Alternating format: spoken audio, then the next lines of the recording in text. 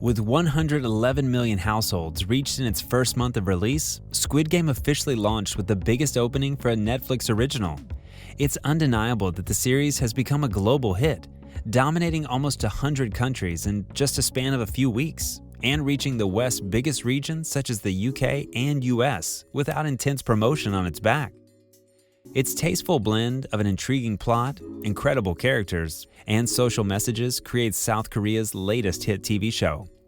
Apart from the fact that the series features everything an average viewer would want to see in a twisted survival game, including the most marginalized such as the extremely indebted, a migrant worker, and a North Korean defector, the story also depicts a lot of twists. Squid Game is replete with colorful and unique takes on death games, but it also showcased shock factor. However, despite its undeniable fame and glory today, many fans and even non-fans are arguing that not every part of the Korean survival drama has been universally beloved. One thing that has been globally derided about the series is the inclusion of the English actors or the non-Korean characters who played the VIPs, wearing sparkling gold-colored masks, each shaped like the heads of different animals, including a ram, a tiger, a deer, and a bird. The VIPs watch the contestants compete to their death from a viewing room. While their origins remain a mystery, they do provide some clues about the contest. The VIPs are guests of Oh Il-nam, who we later find out, spoiler alert, is the mastermind behind the competition. Yet given their appearance only in the penultimate and the last episode itself, we garnered so little information about them, and now they've added to the list of our many lingering questions after watching Squid Game. Where did they come from? They're foreigners, obviously, and they're wealthy, that we are certain of. But how did they know about the games? What is their purpose in the series? And who are these actors who played them? You got a lot of questions, and we have some of the answers. In today's video, we'll be spilling everything you missed and may not know about the VIPs in Squid Game. But of course, before any of that, make sure to first hit the subscribe button and the notification bell first for more updates on this. Now, let the games begin. First, who are the VIPs? The workers in the games frequently mention the VIPs will be arriving, and in one episode, police officer Hwang Jun Ho, disguised as a guard, asked about the secret passages for the VIPs to escape to, and the other guards replied that they're not supposed to know about them. The VIPs are all very affluent men who get thrills out of placing bets on the lives of those taking part. They are usually hosted by Il-nam whenever they arrive to watch the games. However, the frontman, who oversees the competition, also hosts the VIPs on behalf of Il-nam, such as the two final games of the contest. While hosting the VIP guest, the frontman sometimes explains the background of the games while also controlling various aspects of the match taking place. For the fifth game, 6 VIPs arrive by helicopter to the game facility, which is set on a remote island. They were entertained in a lavish room with chandeliers from which they had a front row view of the players who either safely crossed the glass bridge or plunged to their deaths.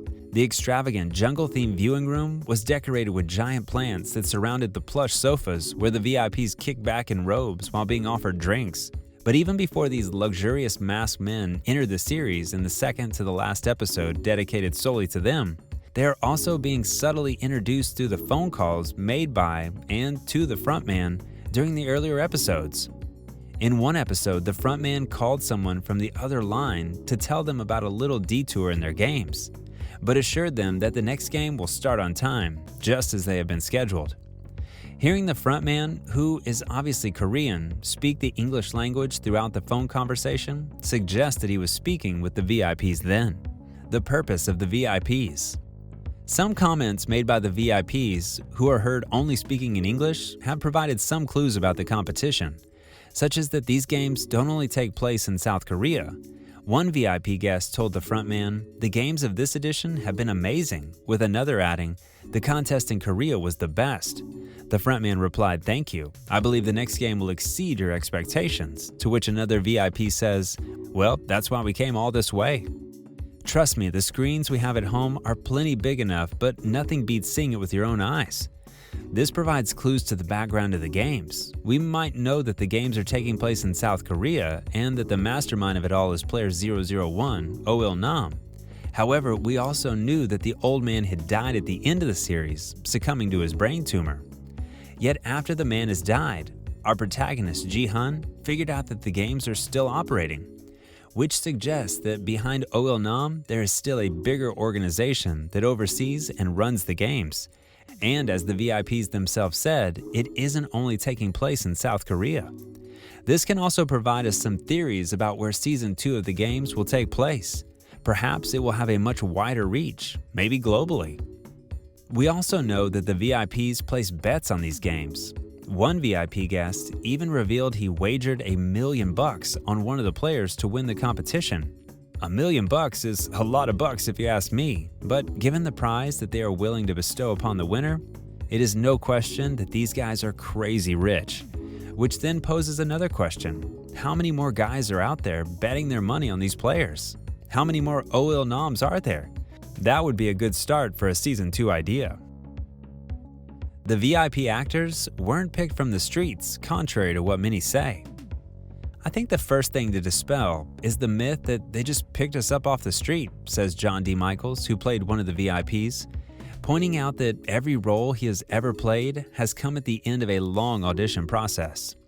The K-drama is the hottest show in the world right now, and it's even had its Korean stars become global celebrities overnight.